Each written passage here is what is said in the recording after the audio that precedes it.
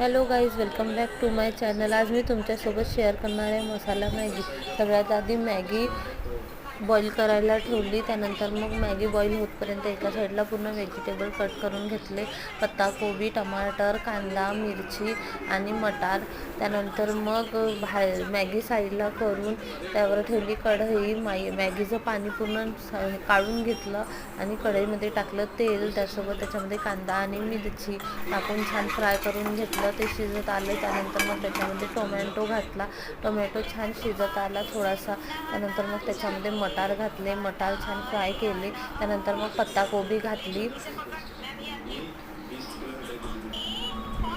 पत्ताकोबी वगैरे टाकून सगळी भाजी मस्त एकत्र मिक्स करून छान शिजू दिली।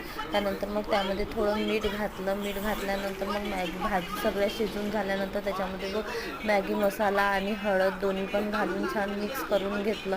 त्यानंतर मग त्याच्यामध्ये बॉईल केलेली मॅगी घातली आणि छान मस्त मिक्स करून सर्व केली। अशी बनली मसाला मॅगी, टेस्टी आणि झटपट अशी masala Maggi. Please subscribe to my channel. Thanks for watching.